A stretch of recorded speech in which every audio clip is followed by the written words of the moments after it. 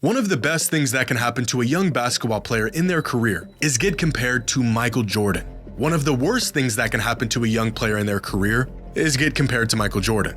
For every player that gets compared to MJ and is successful in the NBA, there's 5 more who fall a mile short and make the comparison seem blasphemous in the first place. Anthony Edwards is the latest player added to this list of hopeful Jordan successors. Only this time, it feels real. I mean, the memes and the jokes were funny at first, but now this is just getting uncanny. The highlights, the trash talking, the swagger, the charisma. Being compared to the best player to ever touch a basketball is an impossible task for any player to live up to. And yet, we can't help but to make the comparison. So, how similar is Anthony Edwards to a young Michael Jordan? Is this comparison even warranted? Or is this gold standard still as unattainable and unrealistic as ever?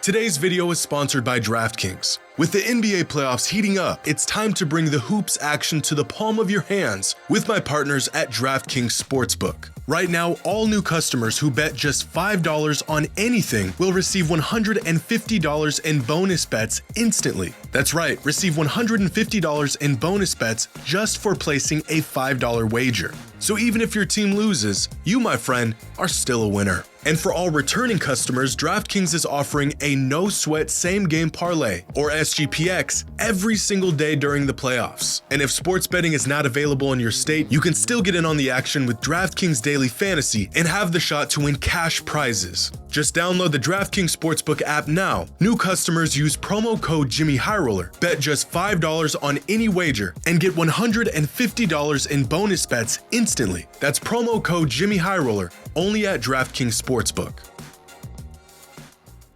In 1995, a young guard from California was making a name for himself in the basketball world. As a junior in college, the kid was considered by some to be the best college basketball player in the country. And with his 6'5" all-in-one shooting guard package, it was only a matter of time before the infamous comparison to Michael Jordan was made.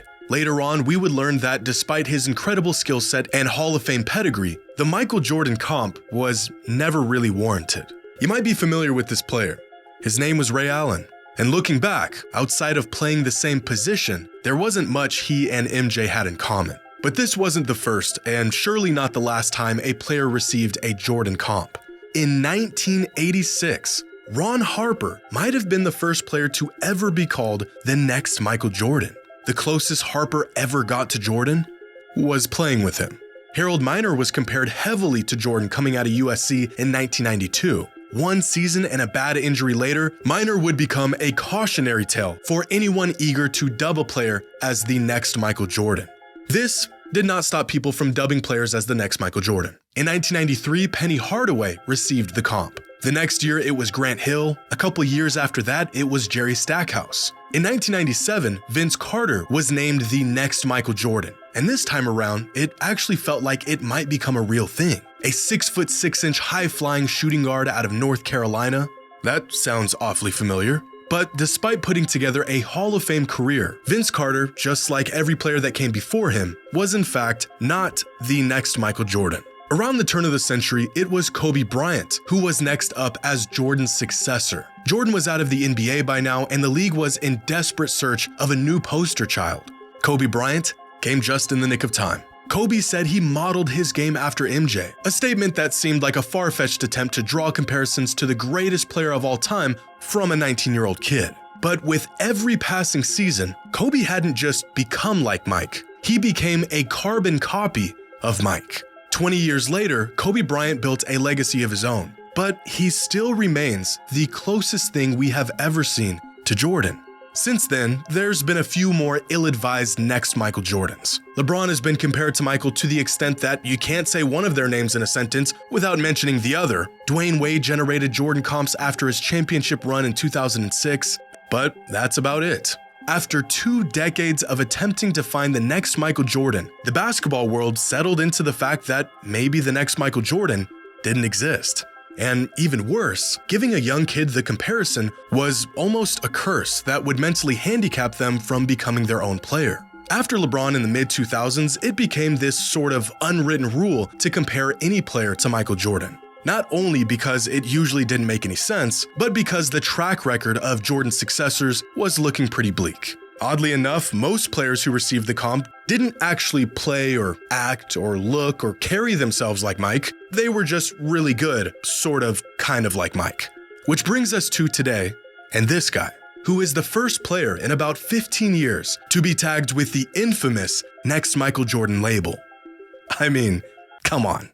We all see it. The similarities are striking, but due to the history of this comparison, no one wanted to be the first to actually say it. But in the midst of the postseason run he is putting together right now, we're all thinking the same thing.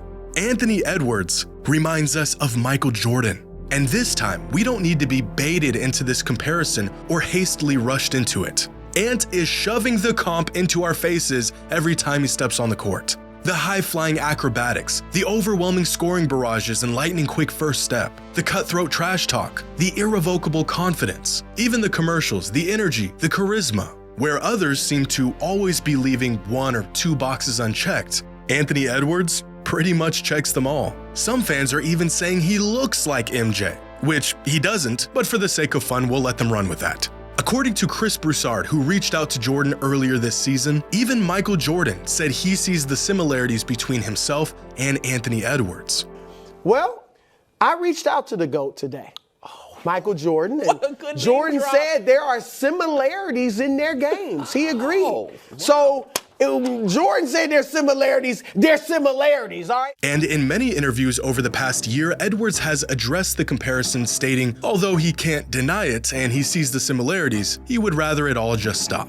But when you're doing the things Ant is doing right now, how could we possibly help ourselves? Now, Edwards has only played in 18 career playoff games, not enough to crack any all-time NBA postseason leaderboards. But we can see how Ant stacks up against MJ through his first 18 playoff games, where despite Ant being historically great, Michael Jordan is still in a completely different tier of his own. He scored more, rebounded more, made more assists, pretty much every metric outside of shooting efficiency, Mike was on another level. Michael had a far worse team to start his playoff career, which probably led to him being required to do more on the court, but there is no denying that he is still the gold standard even from the very beginning of his career. And this is where a lot of people get caught up in this whole comparison. Ant is incredible. He's what the NBA needs right now. But Michael Jordan was pretty unanimously the best player in the NBA by his third season. And by his fourth season, he had already made an all-defensive team, multiple all-NBA teams, won Defensive Player of the Year,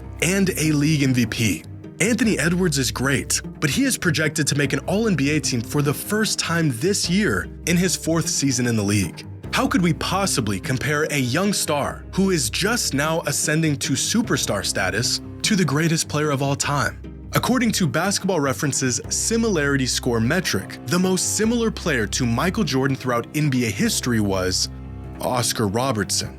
But this metric only considers the shape and quality of a player's career, not how they actually played or their skill set. If we refer to Crafted NBA's Historical Similarity app, which factors in everything a player does on the court, from their defense to their offense to their efficiency and creation and everything in between, the closest thing to Michael Jordan in year 4 was Clyde Drexler in 1988, followed by a bunch of Kobe and Dwayne Wade seasons. If we limit our list of eligible candidates down to the pace and space era or the last 10 NBA seasons, then the most similar player to MJ is actually 2015 Jimmy Butler, followed by Oladipo in 2016, Shai Gilgeous-Alexander in 2020, and Bradley Beal in 2018. Anthony Edwards doesn't even crack this list until the 7th and 8th spots with his 2022 and 2023 seasons. So again, why now, and why him of all players to resurrect this next MJ tag? Well, because being good, and even playing a similar game, is just a sliver of what makes Anthony Edwards like Mike. In terms of play style, Ant is probably closer to a young Dwayne Wade than he is to Jordan. And I think most fans are aware of this. But for a lot of fans, it's not that Anthony Edwards plays exactly like a young Michael Jordan, it's that he makes us feel the same way a young Michael Jordan made fans feel 35 years ago. He doesn't just put together crazy dunks, he electrifies the crowd and gets us on our feet. The kind of moments that leave you and your buddies buzzing about long after the game is over. He doesn't just take over games, he talks trash while he's doing it, and he's got a pretty solid track record of backing it up. He's not just a part of a winning team. At just 22 years old, he is leading a winning team. He's not just really good, he's hungry and he's driven, and his larger-than-life character and skill set and flair only grow larger in the biggest moments. Even off the court, his mannerisms, mentality, and personality have Jordan written all over it. Being incredible on the court isn't the defining factor that provokes MJ comps with Edwards. In fact, even before Ant was dropping jaws on a contending team, many scouts and analysts made note of how eerily similar Edwards was to a young Jordan, dating all the way back to 2021, and long before we knew he would be this special. Saying Anthony Edwards reminds us of Jordan isn't saying we think he's gonna win 6 titles or be the greatest player of all time. It's saying that we saw Michael Jordan play, and now we're seeing Anthony Edwards play, and the similarities are just staring us in the face. Now, one thing I know for certain is that people who watched Michael Jordan play are the last people on earth to say anyone plays or resembles Jordan in any way. I mean, the guy is referred to as Black Jesus to some former players, for crying out loud. So even when former players begin to come out and rave about the similarities between him and Anthony Edwards, you can bet the comparison is as warranted as it's ever been. See, not every player that garnered a Michael Jordan comparison is similar to the next. There are players that play like Jordan, the footwork, the mid-range game, getting to the rim. There's players that act like Jordan, the psychotic competitors. There's the players that move like Jordan, the freak athletes. And then there's players who got compared to MJ for almost no other reason besides the fact that they were really good. There have been many players to fulfill 1, 2, maybe 3 of these attributes, but no one has ever quite lived up to all 4. Here's an overly complicated diagram of these proclaimed Jordan successors, which boxes they checked, and where they fell short. Players that acted like him, the freak athletes, players who were really good, and everything in between. Grant Hill, Allen Iverson, and Penny Hardaway got Jordan comparisons early on, but outside of just being really good, they didn't really have anything in common with MJ. DeRozan, Harold Miner, and Jerry Stackhouse played like Jordan, but they weren't quite the freak athlete that Jordan was. On the other end, Zach LaVine, Andrew Wiggins, and Ron Harper were freak athletes early in their careers, but that alone should have never been enough evidence to deem them the next Michael Jordan. But when you pair some of these attributes together, we'll start to find players who came closer to the Jordan comparison. LeBron, McGrady, Vince, Derrick Rose, and Len Bias were all freak athletes who were really good, but they didn't really play like Jordan, and they weren't psychotic with their approach on winning. Kawhi Leonard plays like Jordan, and he's really good, but he's an emotional robot with a 29-inch vert. Which leaves us with 3 players who have probably come closer to the Jordan comp than anyone else since Jordan's departure from the league. Dwayne Wade, who had a fairly similar game to Jordan, was really good and was a freak athlete. And Kobe Bryant and Jimmy Butler, who play like Jordan, were and are really good respectively, and are both cutthroat competitors like Jordan was. But that's about as close as you're gonna get, because Jimmy Butler isn't a freak athlete, and neither was Kobe. In fact, Kobe was often praised for making the most of his abilities despite not being nearly the athlete Jordan was. And amongst all of these players and attributes, right now, Anthony Edwards is probably right about here.